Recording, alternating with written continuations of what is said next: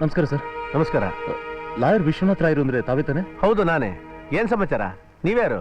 ನನ್ನ ಹೆಸರು ಆನಂದ್ ಅಂತ. ರಘುನಾಥ್ ರಾಯರ್ ಅವ್ರ ಮಗಳು ಲಕ್ಷ್ಮಿ ಅವರು ಈ ಬ್ರೀಫ್ ಕೇಸ್ ನಿಮ್ಗೆ ಕೊಟ್ಟು ಬಾ ಅಂತ ಕಳಿಸಿದ್ದಾರೆ. ಇದ್ರಲ್ಲಿ 1 ಲಕ್ಷ ರೂಪಾಯಿ ಇದೆ.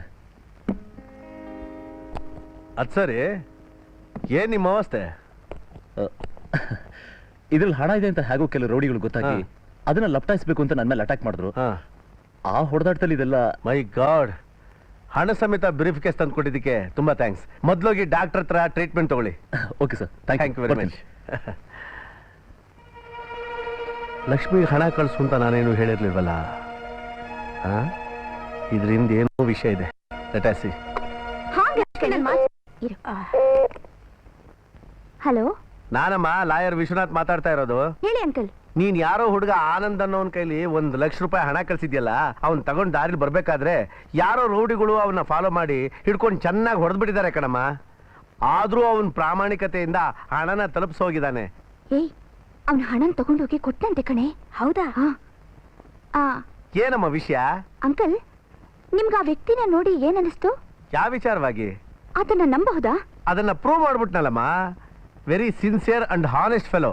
Thank you uncle. ಏನೇ ಫಸ್ಟ್ ಟೆಸ್ಟ್ ಅಲ್ಲ ಪಾಸ್ ಆಗ್ಬಿಟ್ನಲ್ಲೇ. ಹಣ ಕಂಡ ಕೂಡಲೇ ಮನಸ್ಸು ಬದಲಾಯಿಸ್ತಾನೆ ಅನ್ನೋ ನಿನ್ ಅನುಮಾನ ಈಗ ಪರಿಹಾರ ಆಯ್ತಲ್ಲ. ಇನ್ಯಾಕೆ ತಡ? ಅಗ್ರಿಮೆಂಟ್ ರೆಡಿ ಮಾಡಬಹುದಲ್ಲ. ಹಣದ ಆಸೆ ಇಲ್ಲ ಅಂತ ಹೇಳ್ಬಹುದು, ಆದ್ರೆ ಹೆಣ್ಣಿನ ಆಸೆ ಇಲ್ಲ ಅಂತ ಹೇಗೆ ಹೇಳೋದು?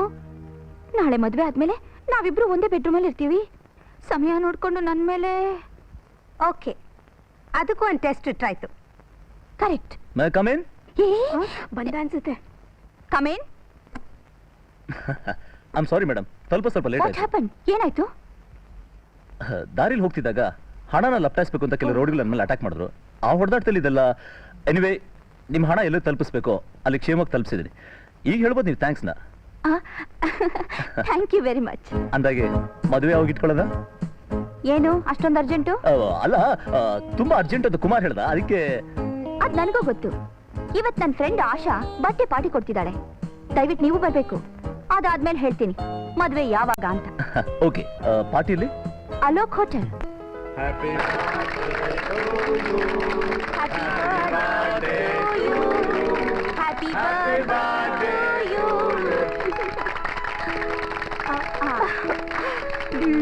ಆಶಾ, ಇವತ್ ನಿನ್ ಬರ್ತ್ಡೇ ಸ್ಪೆಷಲ್ ಏನು? Wait and see. ಕೊಟ್ಟೇನು ನಾನಿಂದು.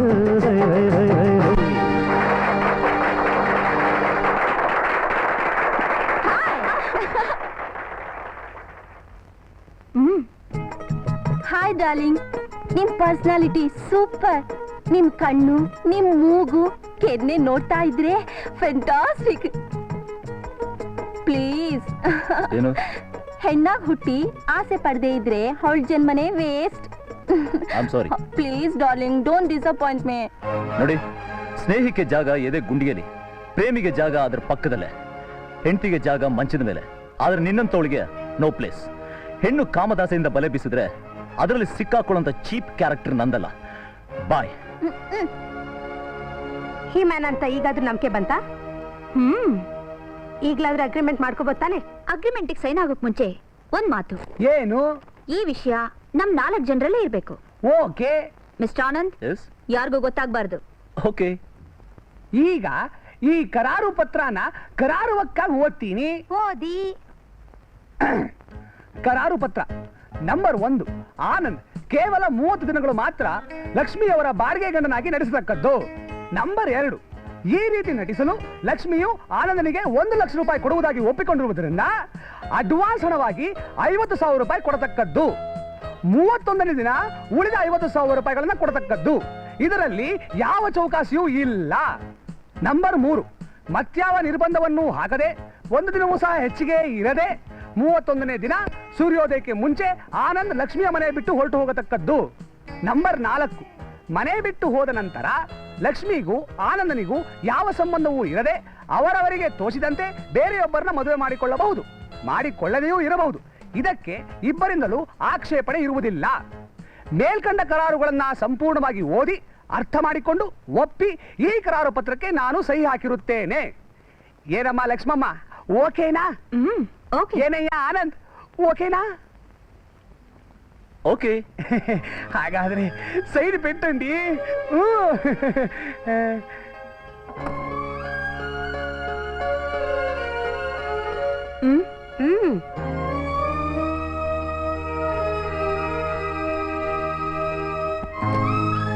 ಹಾಕಯ್ಯ.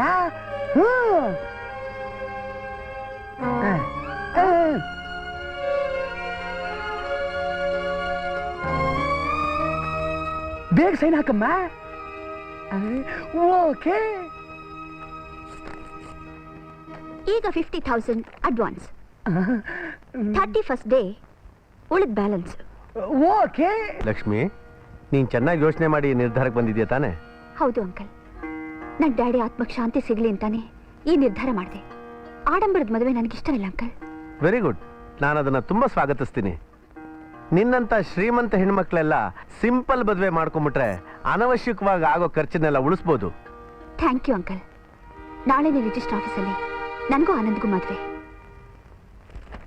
ಆ ದೇವರು ನಿಮ್ಮಿಬ್ಬರನ್ನು ಆದರ್ಶ ದಂಪತಿಗಳಾಗಿ ಅನ್ಯೋನ್ಯವಾಗಿ 100 ವರ್ಷ ಚೆನ್ನಾಗಿಟ್ಟಿರ್ಲಿ. ಓಕೆ. ಸಾಕ್ಷಿಯಾಗಿ ಇಬ್ರು ಸೈನ್ ಮಾಡಿ. ಓಕೆ.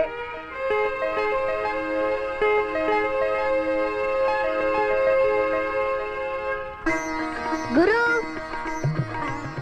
ತಗೋ ಗುರು, ನಿಮ್ ಶಿಷ್ಯನ್ ಪ್ರೆಸೆಂಟೇಶನ್. ಅದ್ಗೆ ಕೊಡು ಗುರು.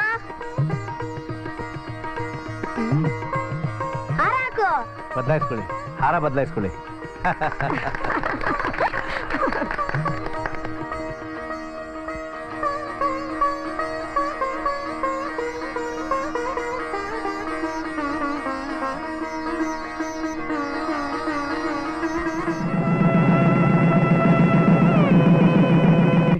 ಗಣೇಶನ್ ಮದುವೆ ತರ ನನ್ನ ಲಕ್ಷ್ಮಿ ಮದುವೆನ ಮುಂದಕ್ಕೆ ಹಾಕ್ಬೇಡಿ ಮಮ್ಮಿ. ನಾನಿನ್ನ ಮರೆಯಲಾರೆ ಫಿಲಂನಲ್ಲಿ ಅಣ್ಣವರು ಲಕ್ಷ್ಮಿನ ಲವ್ ಮಾಡ್ತಾನೇ ಇರ್ತಾರೆ, ಆದ್ರೆ ಲಕ್ಷ್ಮಿ ಬೇರೆಯವ್ನ ಮದುವೆ ಮಾಡ್ಕೊಂಡಿರ್ತಾಳೆ. ಹಾಗೆ ನನ್ನ ಲಕ್ಷ್ಮಿ ಅನುಕೂಲಕ್ಕೊಬ್ಬ ಗಂಡ ಅಂತ ಬೇರೆಯವ್ನ ಮದುವೆ ಮಾಡ್ಕೊಂಡ್ರೆ ಕಷ್ಟ. ಅದಕ್ಕೆ ಲಕ್ಷ್ಮಿ ಬರ್ತಾ ಇದ್ದಾಗೆ ಬಾಗ್ಲಲ್ಲೇ ನಿಲ್ಸಿ, ಲಕ್ಷ್ಮಿ ನನ್ನ ನಿನ್ನ ಮದುವೆ ಸ್ವರ್ಗದಲ್ಲೇ ಆಗೋಗಿದೆ, ಇನ್ನು ಸ್ವರ್ಣ ಸಂಸಾರದಲ್ಲಿ ಸುಖವಾಗಿರೋಣ ಅಂತ ಹೇಳ್ಬಿಡ್ತೀನಿ ಮಮ್ಮಿ, ಹೇಳ್ಬಿಡ್ತೀನಿ. ಮಮ್ಮಿ, ಕಾರ್ ಬಂತು, Lakshmi ಬಂದಿರ್ಬೇಕು. Lakshmi!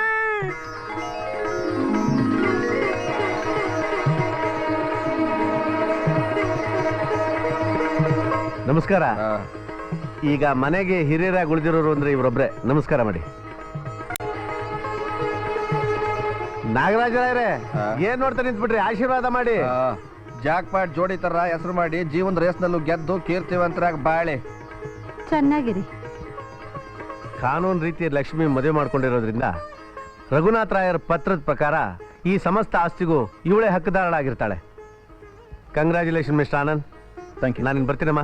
Thank you very ನಾನಿನ್ ಮಚ್ ಬರ್ತೀನಿ. ಅಂಕಲ್. ಹಾ, ಮುಖ್ಯವಾಗಿ ಒಂದು ವಿಷಯ ಹೇಳೋದನ್ನೇ ಮರ್ತ್ಬಿಟ್ಟಿದ್ದೆ.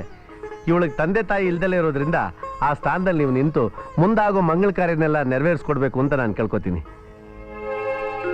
ನಾನಿನ್ ಬರ್ಲಾ? Lakshmi, wish you both a very happy marriage life. ಬರ್ಲಾ? ರೀ,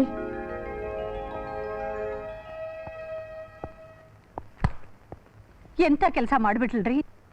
ಅವಳು ಇಂಡಿಯಾದಲ್ಲೇ ಇರೋಲ್ಲ, ಆಸ್ತಿ ಎಲ್ಲ ನಮಗ್ ಬರ್ಕೊಟ್ಬಿಟ್ಟು ಅಮೆರಿಕಾಕ್ ಹೋಗ್ತಾಳೆ ಅಂತ ನೋಡಿದ್ರಿ. ಏನ್ರಿ ಇದು, ಮದ್ವೆನೆ ಮಾಡ್ಕೊಂಡ್ ಬಂದಿದ್ದಾಳಲ್ಲ. ನಮ್ ಲಕ್ಷ್ಮಿ ಸೆಲೆಕ್ಷನ್ ಒಳ್ಳೆ ಹಾಲು ಜೇನು ತರ ಇದೆ. ಹುಡುಗ ಒಳ್ಳೆ ಕಾಲೇಜ್ ಹೀರೋ ತರ ಇದ್ದಾನೆ ಅಲ್ವಾ? ಹುಚ್ಚ ಬಾಯಿ, ಹುಲ್ಕ ನನ್ನ ಮಗನೇ, ಜೂಲ್ ನಾಯಿ ನನ್ನ ಮಗನೇ, ಮಂಗ್ ನನ್ನ ಮಗನೇ. ತಲೆ ಅಂತೆ ತಲೆ. ಹಳೆ ಕಾಲದ ಮನೆ ಬಿದ್ದೋ ತೊಲೆ ಇದ್ದಂಗಿದೆ ನಿನ್ ತಲೆ ಅಲ್ವೋ? ನೀನ್ ಮದುವೆ ಮಾಡ್ಕೋಬೇಕಾಗಿರೋ ಹುಡುಗಿ ಯಾವ ತರ್ಕಲಾಂಡಿನ ಮದುವೆ ಮಾಡ್ಕೊಂಡ್ ಬಂದಿದ್ದಾಳೆ ಅಂತಂದ್ರೆ ಸ್ವಲ್ಪನಾದ್ರೂ ಫೀಲಿಂಗ್ಸ್ ಬೇಡವೇನೋ?